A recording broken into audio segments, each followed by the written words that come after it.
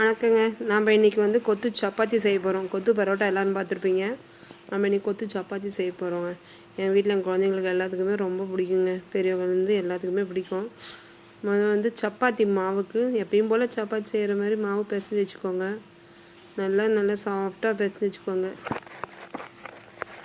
சப்பாத்தி மாவு பிசைஞ்சு மேலே கவர் போட்டு ஒரு 1/4 மணி நேரம் இல்லை 1/2 hour உங்களுக்கு எவ்வளோ டைம் இருக்கோ ஊற வச்சுட்டு இப்போ சாஃப்ட்டு கொஞ்சம் மிருதுவாக இருக்கும் சப்பாத்தி. அதுக்கப்புறமா சப்பாத்தியை சுட்டு இந்த மாதிரி சின்னதாக பிச்சு வச்சுக்கலாங்க. பொடியாக பிச்சு வச்சுக்கலாம். சப்பாத்தி வந்து கொஞ்சம் பெருசாக போட்டு கூட நம்ம பிச்சுக்கலாங்க. ஒன்றும் பிரச்சனை இல்லை. சின்னதாக போடணும்னு அவசியம் இல்லை. அதுக்கப்புறம் கொத்து சப்பாத்தி செய்கிறதுக்கு ஒரு வடச்சட்டியில் எண்ணெய் ஊற்றி சோம்பு, பட்டை, லவங்கம் வேணாலும் போட்டுக்கோங்க. நான் ஸ்கிப் பண்ணிடுவேன். எனக்கு ஸ்மெல் அதிகமாக பிடிக்காதுங்கிறனால. போட்டு பொரிஞ்சதுக்கப்புறமா நீங்கள் வந்து ஒரு பெரிய வெங்காயத்தை ஒரு வெங்காயம் இல்லைனா 2 வெங்காயம், சின்னதாக இருந்தால் 2 வெங்காயம் போட்டு, பெருசாக ஒரு வெங்காயம் போட்டு நல்லா வதக்கி விட்ருங்க. ஒரு பெரிய வெங்காயம், 2 பச்சை மிளகா கீரி போட்டு வதக்கி கொடுங்க. வெங்காயம் நல்லா வணங்கட்டுங்க. நல்லா வெங்காயம் வணங்கினதுக்கப்புறம் தக்காளி போட்டிங்கன்னா தான் உங்களுக்கு வந்து டேஸ்ட் நல்லாயிருக்கும். எந்த ஒரு குழம்புக்குமே வெங்காயம் நல்லா வணங்கணுங்க. வெங்காயம் நல்லா வணங்கட்டும். நான் 2 நிமிஷம் அப்படியே விட்ருவேங்க. அதுக்கப்புறம் தான் கரண்டி போட்டு தட்டியே விடுவேன். வெங்காயத்தை நல்லா எண்ணெயிலே பொரிய விட்ருவேங்க. கொஞ்சம் சிம்மில் தாங்க வச்சு செய்வேன். அப்போ தான் வந்து நல்லா பொரிஞ்சு வரும். அதுக்கப்புறமா ஒரே ஒரு தக்காளிங்க, மீடியம் சைஸ் தக்காளி ஒன்றே ஒன்று அரிஞ்சு வச்சுருக்கேன். அதையும் போட்டு நல்லா வதக்கி விட்டுக்கோங்க. எப்பயுமே வெங்காயம் தக்காளி வதக்கிறதுக்கு கொஞ்சம் உப்பு போட்டு வதக்குனா சீக்கிரம் வணங்குங்க. அதனால் அதில் லைட்டாக நான் உப்பு போட்டுக்கிறேன். ஒரு 1/4 டீஸ்பூன், லைட்டாக 1/4 டீஸ்பூன் கூட கம்மியாக போட்டுக்கோங்க. அப்புறம் தக்காளி, வெங்காயம், பச்சை மிளகாய் எல்லாம் வதங்கினதுக்கப்புறமா இஞ்சி பூண்டு பேஸ்ட்டு நான் இடித்து தாங்க வச்சுருக்கேன். இஞ்சி பூண்டு பேஸ்ட்டை நைஸாக வைக்க மாட்டேன்.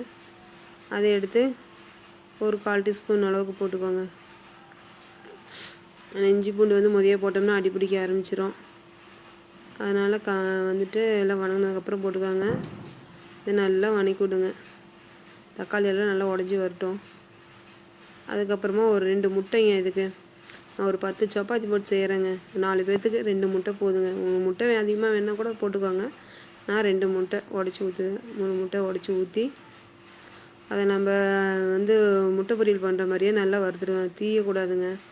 நல்லா பொரித்து எடுத்துடணும். வதக்கி எடுக்கணும். நல்லா அடிப்பிடிக்காத அளவுக்கு நல்லா வறுத்து எடுத்துருங்க. பொறுமையாகவே செய்யுங்க. அடி பிடிச்சிட்டு நல்லா இருக்கா, டேஸ்ட்டு வேறு மாதிரி இருக்கும். முட்டை பொரியல் எப்படி செய்வீங்களோ அதே மாதிரி தாங்க செஞ்சுட்டு நல்லா வதக்கி விடணும். வதக்கி விட்டதுக்கப்புறமா கடைசியாக வந்து இதுக்கு உண்டான மசாலா பொடி சேர்க்க போகிறாங்க. ஃபஸ்ட்டு முட்டை பொரியல் வர மாதிரியே நல்லா வதக்கிடுங்க.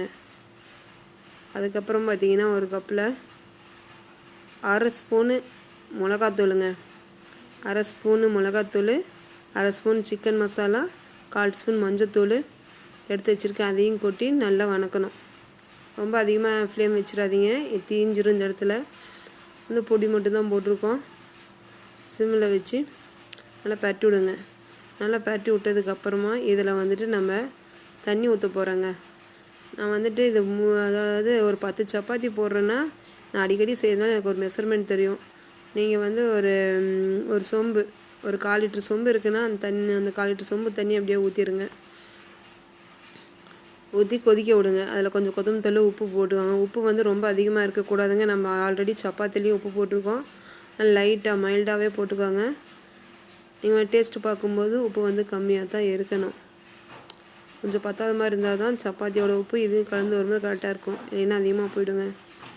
அதாவது கொத்தமல்லி தலையை தூவி கொதிக்க விட்டு நம்ம ஆல்ரெடி பிச்சு வச்சுருக்கிற சப்பாத்தியை தண்ணி கொதிச்சதுக்கப்புறம் போட்டு கிளறி எடுத்திங்கன்னா அருமையான கொத்து சப்பாத்தி ரெடியாக இருங்க. இந்த மாதிரி தாங்க வந்து சப்பாத்தி வந்து பிச்சு வைக்கணும். உங்களுக்கு எந்த அளவுக்கு பொடி பொடியாக அந்த மாதிரி பொடி பொடியாக வரைக்குங்க. அதுக்கப்புறம் பார்த்திங்கன்னா அருமையான